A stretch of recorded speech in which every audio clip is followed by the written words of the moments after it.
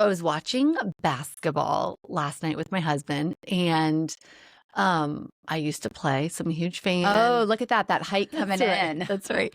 And so I could follow the sport and everything. And this was pro basketball, so they're making millions, they're out there. And I just said to my husband, oh my gosh, I bet I Was won it pro or was it college? pro. Oh, it was. Okay. Yes. Steph Curry was one of Oh, the players. yeah. Okay. Yeah. But my husband was like, or I said to him, I think it's fascinating. Probably some of these guys, not all, but some of these guys might wake up in the morning and be like, oh my goodness, I play basketball for a living. This is amazing. Like my 8-year-old self would be like screaming in excitement. This is so incredible. And then I paused and I just thought in my own head, like, what in my life have I achieved or am living right now? And I'm just going through the humdrum cycles of life and not recognizing like how great this is. And for me, like, I love the town we live in. I grew up 20 minutes away, but even back in high school, I thought, oh my gosh, I want to live in this other town. It was like, and I would go to people's houses, like to parties and hang out in this other little cute town. And I knew it was great schools and I knew they were great at speech and debate in high school. Like I knew all that and I just like loved it. And now I live there and now I wake up there every day and I get to go, I own a business and I get to go to my business and I love my business and I get to just enjoy my career every day. And I'm a mom every day. I always wanted to be a mom and I'm doing it. And it just made me think, there's so many things in life that I should wake up with enthusiasm and excitement. And I just need to move it to the forefront. Yeah. And think about how little Marci would feel. Like if you could go back and talk to her and just say, girl, Yes. it all comes true. Yes. And beyond my like wildest dreams. Yeah, that's actually a really good point because there are things that you've realized in your life today. Yes. That you didn't even know to dream about when you were little. Right. You didn't even know it was possible. Totally. Yes. So what about you, Peggy? What comes to mind when you think of like things you should have just tremendous gratitude that you get to live day to Oh day? my gosh. Every day I wake up and I like 90% of the time, this is the feeling that I have is that feeling that I get to do these things. I get to go on a walk in my neighborhood at 10 a.m. if I feel like it. I get to call my daughters and know they're living their very best lives. And not that every day is easy, but, it was very important to me to raise strong, independent women that weren't so tied to me that they couldn't leave me, that they could feel connected to me no matter where they are in the world. Oh, I love that. And that their dreams weren't eclipsed by this fear of leaving the home or leaving the nest. And here they are doing it, you know, they're 13 hours away from me, car ride, and they're living their lives. And I look at just all the things that I've accomplished in my life and I'm like, I did it. I had the careers. I had them young. I had the sexy career where I traveled 5 out of 5 weekdays a year, every week. I was a buyer in New York and, doing all of those things that younger Peggy dreamt about. And then I got to be a stay-at-home mom. I got to raise my girls and I didn't miss it. And then I got to reinvent my life at 50. That's awesome. And I got to say, who do I want to be now? And then I got to do it. Yeah. And it wasn't easy, but I did. And I wanted to live in a body that I love. And I live in a body I love. She's not a perfect body, but I love her. And I have this amazing husband who, God, he's just along for the ride. And he just is here for my crazy, and he doesn't make me feel wrong for it. And yeah, I have really great friends in my life. And I don't know. I love my life. It's you would look at my life and it doesn't look like a sexy basketball player life at all. It just looks like an average, mom in the suburb life. But I love every minute of it most days. That's awesome. Well, I think so I want to challenge the listener to take a pause because I think all of us can just get into this like pattern of living and wake up, do this, get the kids to school, whatever, go to work, do the work, come home, make dinner, take them to soccer, do this, and it's like no one is pausing to stop and look around and let their hearts swell with gratitude for how good it is right now. And every now and then, like, you'll get, a challenging, smack upside the head with life, someone in your life gets sick or something tragic can happen. And don't wait for that moment to think, man, it was so good back then. That was really good. Why didn't I appreciate that moment then? I think like get into that space now, because now is such a gift and now is right where you should be. I was just thinking as you were talking, I didn't always feel that way. I didn't always have the appreciation. And I want to challenge you because you are a very optimistic and positive person also. And that's something that is a common thread between us that I think my heart recognized your heart in that. Game recognizing game. Exactly. Like basketball. Right? Yeah. I see what we're doing here. I see now. I'm picking up on it. I'm picking up what you're putting down. But even in that, I would challenge that during those messy, crazy, busy years when your kids are so little and you're just like, and you've got 3 of them and I had 2 of them and they were all active and, going into 3 different places or 2 different places at the same time and you're all passing in the night. Sometimes you can't eat together and you wake up in the morning, you don't have breakfast together and, you go to bed at night and you're like, did I even talk to my husband today? Other than, are you getting them? Are you taking them? Yes. Okay, good. And you don't have a chance to slow down to see that you're so tired from a life you dreamt of, that you prayed to have, and you miss it. You miss it. So I think we have gotten to a phase in life where things are starting to slow down. We're starting to be able to take the pause. We're starting to be able to journal. We're meditating. We're in workout class and we're thinking, of all this like, oh my gosh, look around. I'm so blessed.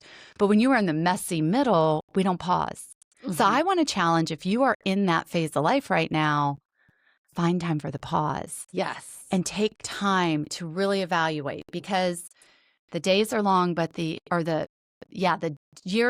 days are long, but the years are short. Right.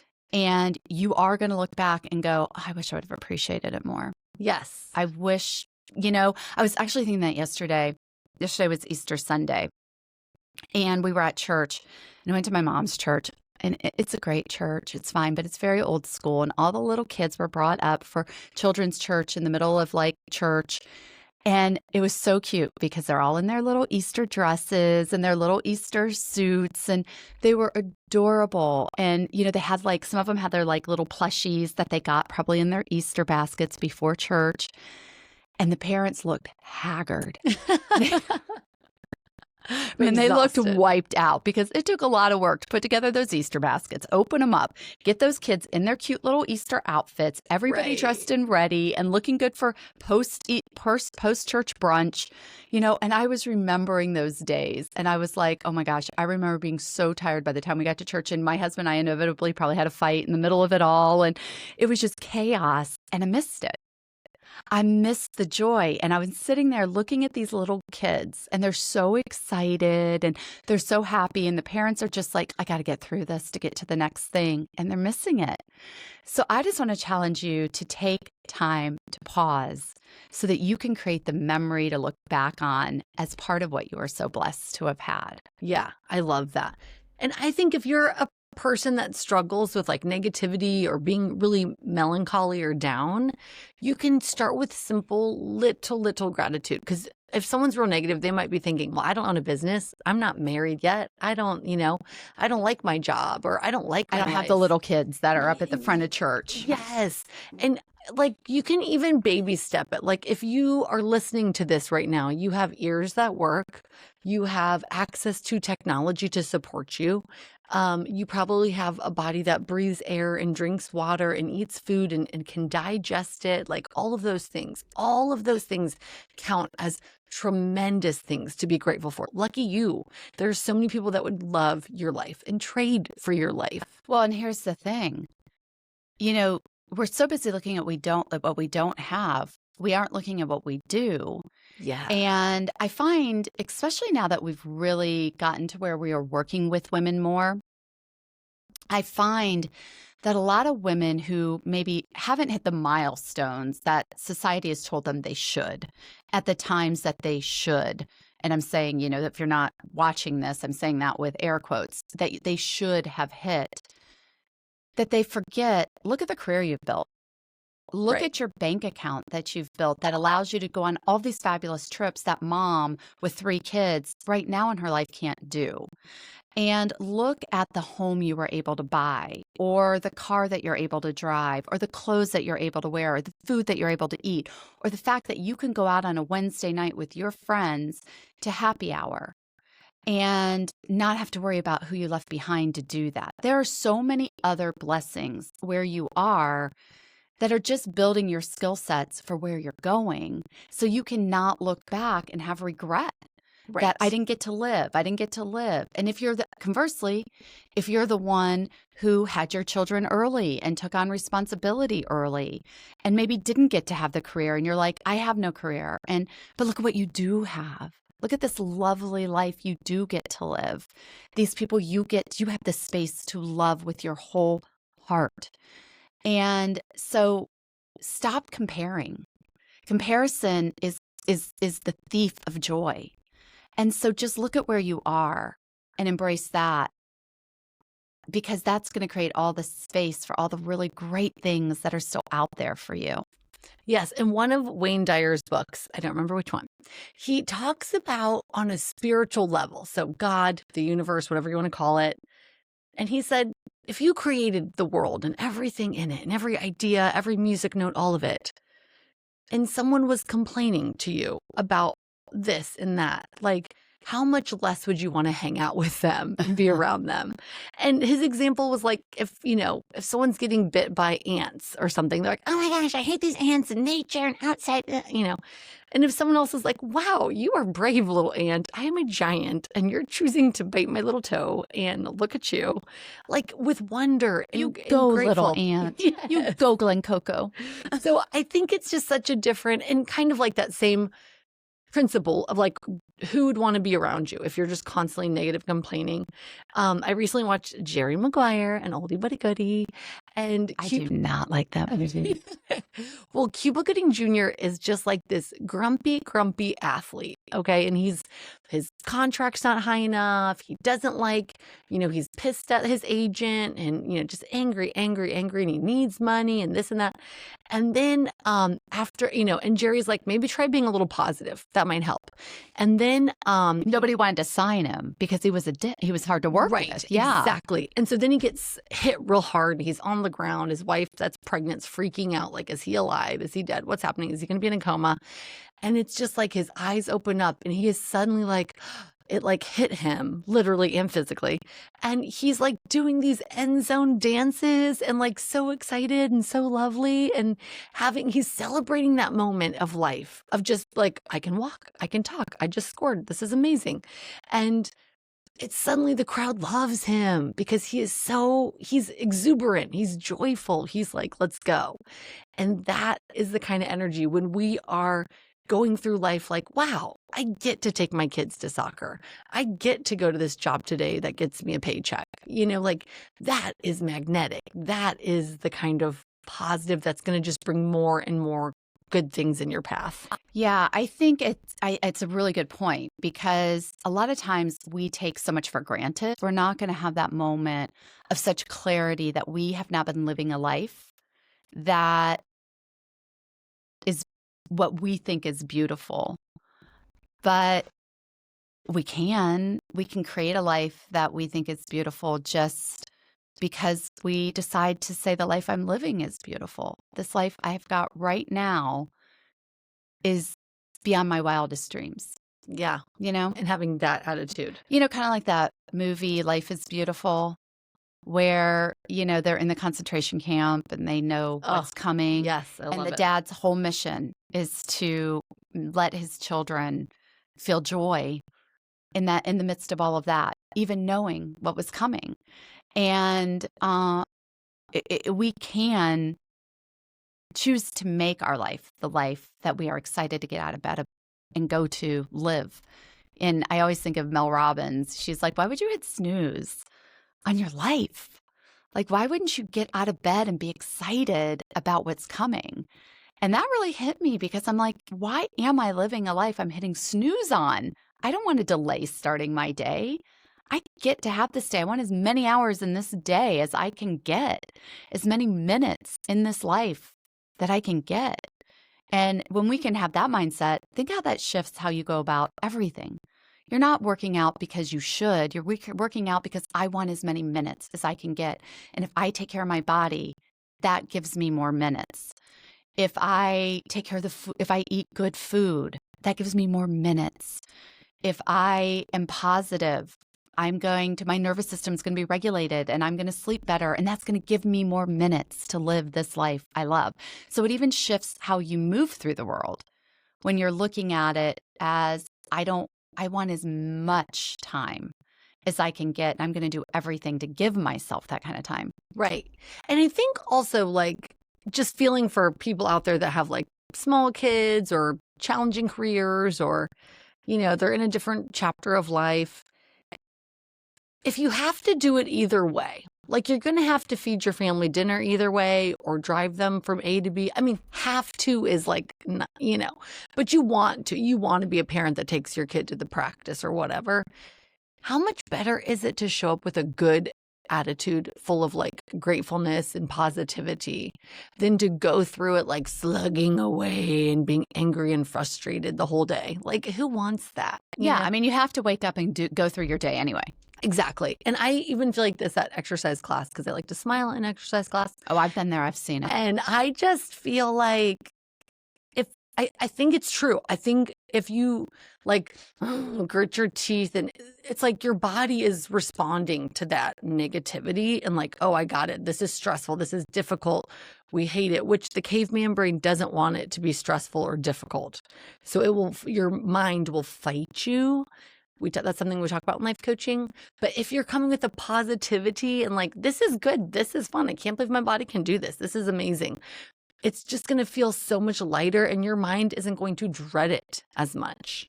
Yeah, I 100% agree. I just think this is all about connecting to yourself. And if you can get out of your own head and all of the clogged thoughts that are in there, right? All of that. And I mean, it goes back to all the things.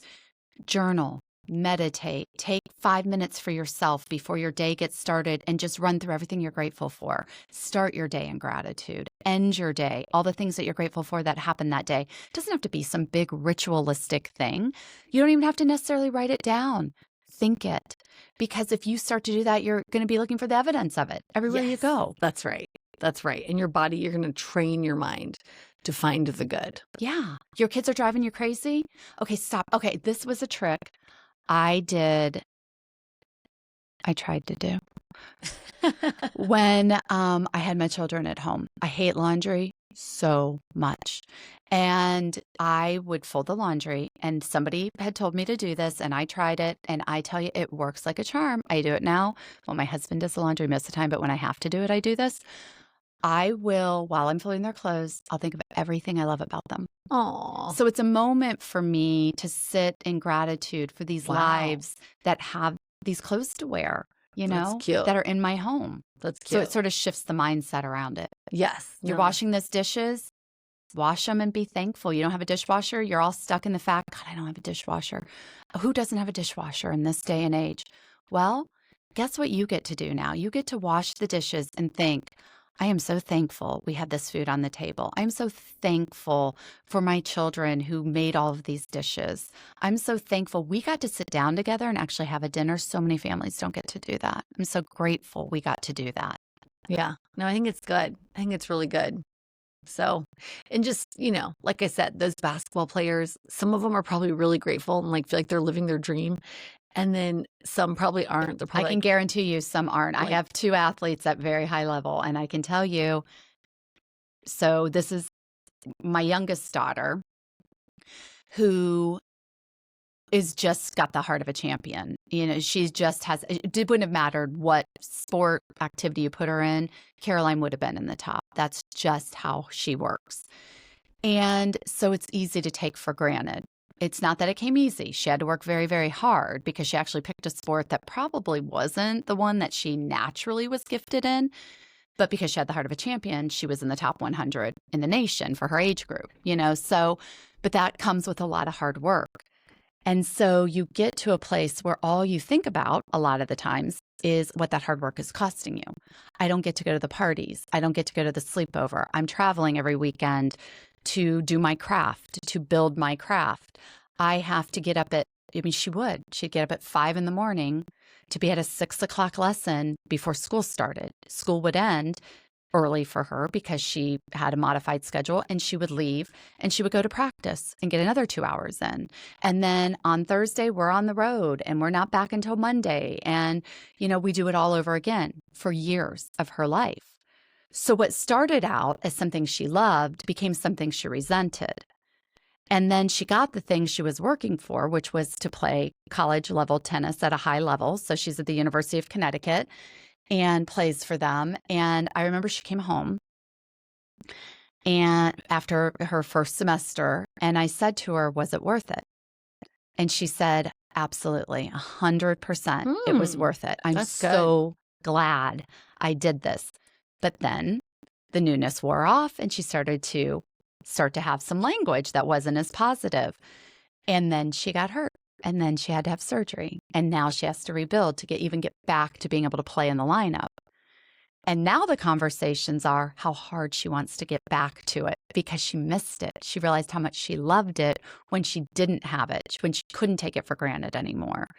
So I think there's always that part of you that you get so used to it, or you start to look at what is it costing me, that you forget how privileged you are to be in the situation that you're in. And I think a lot of those athletes are in that place because Jerry Maguire is a prime example, right? He gets hurt. They think they've lost everything, almost, their income, their livelihood, his mobility. And then he realizes, oh no, I am so blessed that I had all of this, and it shifts his mindset. Yes. And I think, and how much happier are the players in basketball that are actively grateful for what they have versus the players that are like, oh my gosh, this is hard and this is bad. Well, didn't we just see that with the Olympics? Yes. Right. What was her name? Allison, was it Allison Liu or whatever? Yes. I don't know her name, but yeah, the girl with the stripy hair. I think she's the one. There were such amazing Olympic stories, especially with the females that came out with these Olympics. It's so inspiring. But the one who was the ice skater. Yes. Who, the figure skater, who decided she quit. She's like, I'm not doing this, after she had won so many gold medals and national championships and stuff. And she was like, I'm not doing this because it started to become something she didn't have joy in anymore. And then she missed it. And then she was like, I'm coming back on my own terms. And I don't care if I win. I don't care. I'm doing it because I love it. I'm doing it for the joy of it. And against all odds, she comes out and wins the gold medal because one thing, I mean, she put in the work. Let's be real. She showed up on that ice, but she showed up on that ice practicing day in, day out for herself. Not for what it was going to give her, not for any of that, because she loved it. The joy of getting up and being able to be on the ice because she missed it when she didn't have it. And authentic. It was so authentic. Yeah. And then that joy was infectious. I mean, you watched her, and it wasn't like you were watching an Olympic athlete competing. You were watching somebody create art. Yes. You were watching somebody that was transcending, and they were in a bliss state. And it was beautiful. And she won. But the winning was the cherry on top. Right. It wasn't everything. It wasn't. It was just that moment for her was the gift. Yes. I think it's great. So I think I just want to bring to the table this challenge of look at your life, pick 2 to 3 things that maybe you're taking for granted that past you would have just been praying for, hoping for, wishing for, dreaming for, that it's happened, it's here, it's now, and just be in that moment, be present and full of gratitude for this moment. I couldn't have said it better. If there was one theme for this podcast, it's go live a life you love. Find a way to do that, and you're already living it. You just got to realize it. That's right. All right, you got this. You've so got this. All right, that's our shift for today. Go live, laugh, and do one bold thing before the next episode drops. Follow us at No More BullShift and keep the conversation going. Because if you can't laugh about it, you probably still need to shift it.